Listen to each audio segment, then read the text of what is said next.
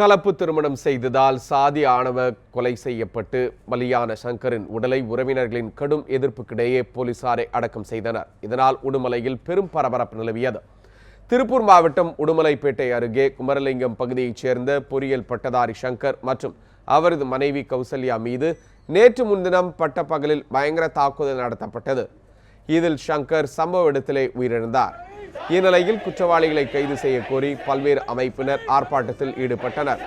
உடுமலைப்பேட்டை அரசு மருத்துவமனை முன்பு நடைபெற்ற ஆர்ப்பாட்டத்தில் விடுதலை சிறுத்தைகள் கட்சி, அனைத்திந்திய ஜனநாயக மாதர் சங்கம், தந்தை பெரியார் திராவிடர் கழகம், சமூக நீதி இயக்கங்களைச் சேர்ந்தவர்கள் கலந்து கொண்டனர்.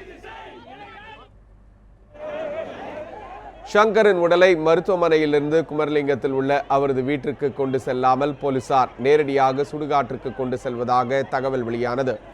இதற்கு எதிர்ப்பு தெரிவித்த மக்கள் சங்கரின் உடல் கொண்டுவரப்பட்ட ஆம்புலன்ஸை மறித்து ஆர்ப்பாட்டத்தில் ஈடுபட்டனர். குற்றவாளிகளை கைது செய்யும் வரை உடலை கொண்டு செல்ல விடமாட்டோம் என்று அவர்கள் கோஷங்களை எழுப்பினர். அவர்களுடன் மேற்கு மண்டல ஐஜி ஸ்ரீதர் சமாதான பேச்சுவார்த்தை நடத்தினார். ஆனால் இதில் சமாதானமடையாத பொதுமக்கள் போராட்டத்தை தொடர்ந்தனர். அப்போது அவர்கள் மீது போலீசார் தடியடி நடத்தினர். இதில் பெண்கள் பலர் படுகாயமடைந்தனர்.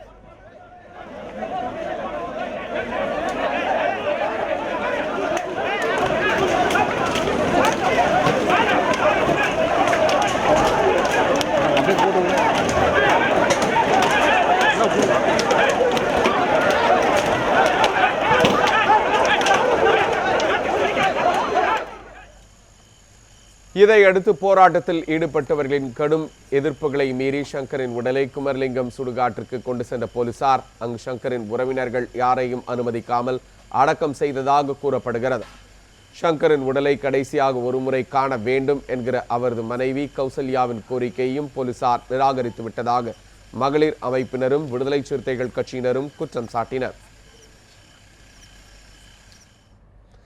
குமரமங்கலத்தில் இரவு முழுவதும் பெரும் பதற்றம் நிலவியதால் ஏராளமான போலீசார் குவிக்கப்பட்டிருந்தனர்.